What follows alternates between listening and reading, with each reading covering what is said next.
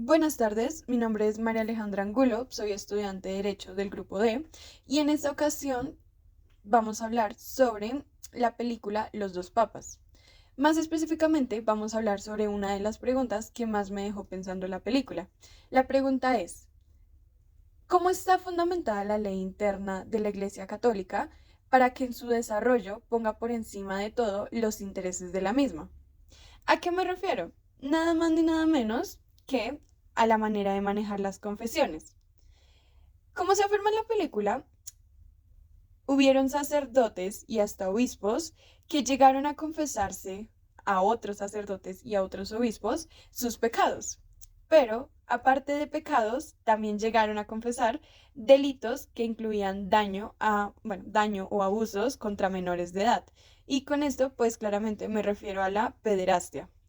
Los sacerdotes que escuchaban estas confesiones, haciendo uso del sacramento de la reconciliación, absolvían de estos, entre comillas, pecados y decidían entre ellos cambiar al culpable a la persona que había cometido el delito de iglesia. Esta era como su sanción, aparte de la penitencia que claramente les imponían. Pero bueno, todo lo anterior nos lleva a pensar que la Iglesia Católica, por ser una institución aparte, que hasta tiene su propia constitución, no tiene la responsabilidad de denunciar este tipo de conductas, ya que teniendo la bendición de Dios, las logran, o bueno, sí, los logran resolver ellos mismos. Para ir más allá, quiero poner un ejemplo. En este caso, tenemos a un papa. Este papa se encuentra confesando a sus cardinales. Uno de ellos le cuenta que entre sus pecados está la pederastia. El papa, por tener tan alto cargo, lo absuelve y sigue con otro cardenal. La pregunta acá es si esto es legítimo, hasta qué punto un papa puede hacer eso, y si nada más por absolverlo por el mandato divino ya le limpia el delito, que en este caso es a lo que queremos llegar, ¿no? Entonces, sabemos que en la Iglesia Católica la confesión tiene que cumplir un requisito fundamental, el cual es llamado sigilo sacramental. Este se compone de nunca revelar lo escuchado, no importa qué.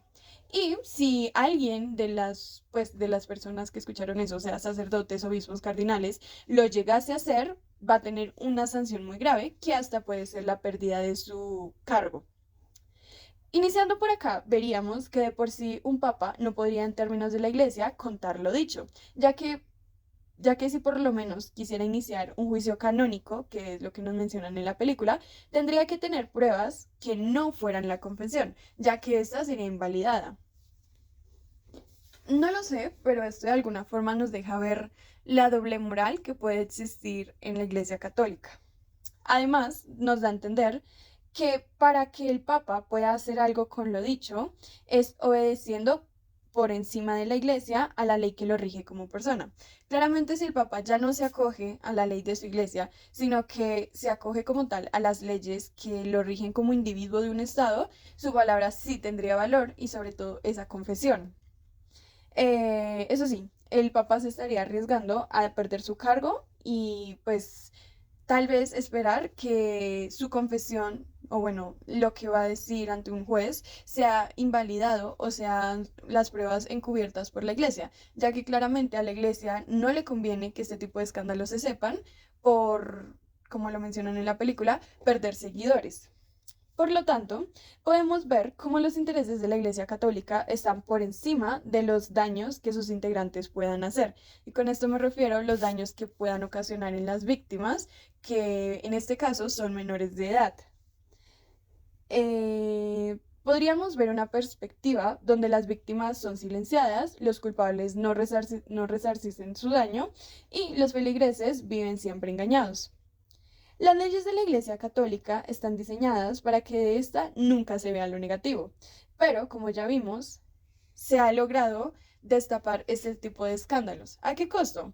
A costo de que un papa tuviera que renunciar a su cargo porque no podía creer que en la iglesia que tanto creía se vieran este tipo de cosas y no se hiciera lo suficiente por evitarlo.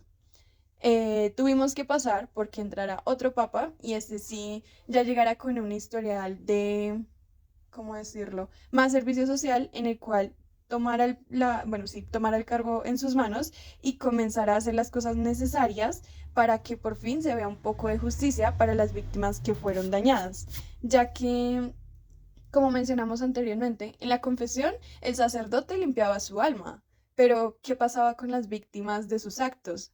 ¿Ellos acaso cómo iban a limpiar sus almas o quién iba a hacer justicia por ellos? Eso es todo, muchas gracias.